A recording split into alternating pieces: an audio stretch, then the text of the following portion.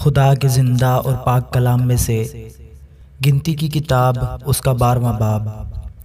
اور موسیٰ نے ایک کوشی عورت سے بیاہ کر لیا، سو اس کوشی عورت کے سبب سے جسے موسیٰ نے بیاہ لیا تھا، مریم اور ہارون اس کی بدگوئی کرنے لگے۔ وہ کہنے لگے کہ کیا خداوند نے فقط موسیٰ ہی سے باتیں کی ہیں؟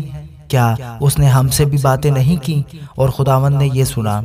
اور موسیٰ تو روئے زمین کے سب آدمیوں سے زیادہ حلیم تھا۔ سو خداوند نے ناگہان موسیٰ اور ہارون اور مریم سے کہا کہ تم تینوں نکل کر خیمہ اجتماع کے پاس حاضر ہو۔ سو وہ تینوں وہاں آئے، اور خداوند ابر کے ستون میں ہو کر اترا اور خیمہ کے دروازہ پر کھڑے ہو کر ہارون اور مریم کو بلایا۔ وہ دونوں پاس گئے، تب اس نے کہا، میری باتیں سنو۔ اگر تم میں کوئی نبی ہو تو میں جو خداوند ہوں اسے رویا میں دکھائی دوں گا اور خواب میں اس سے باتیں کروں گا، پر میرا خادم موسیٰ ایسا نہیں ہے۔ وہ میرے سارے خاندان میں امانت دار ہے۔ میں اس سے معموں میں نہیں بلکہ روبرو اور سرعی طور پر باتیں کرتا ہوں، اور اسے خداوند کا دیدار بھی نصیب ہوتا ہے۔ سو تم کو میرے خادم موسیٰ کی بدگوئی کرتے خوف کیوں نہ آیا؟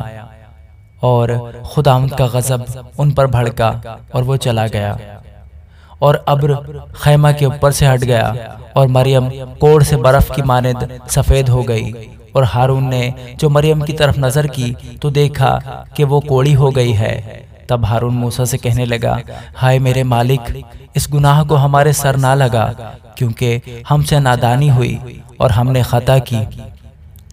اور مریم کو اس مرے ہوئے کی طرح نہ رہنے دے جس کا جسم اس کی پیدائش ہی کے وقت آدھا گلا ہوا ہوتا ہے۔ تب موسیٰ خداوند سے فریاد کرنے لگا کہ اے خدا، میں تیری منت کرتا ہوں، اسے شفا دے۔ اور خداوند نے موسیٰ سے کہا کہ اگر اس کے باپ نے اس کے منہ پر فقط تھوکا ہی ہوتا تو کیا 7 دن تک وہ شرمندہ نہ رہتی؟ سو وہ 7 دن تک لشکرگاہ کے باہر بند رہے، اس کے بعد وہ پھر اندر آنے پائے۔ چنانچہ مریم 7 دن تک لشکرگاہ کے باہر بند رہی، اور لوگوں نے جب تک وہ اندر آنے نہ پائی کوچ نہ کیا۔ اس کے بعد وہ لوگ حسرات سے روانہ ہوئے اور دشت فاران میں پہنچ کر انہوں نے ڈیرے ڈالے۔ آمین۔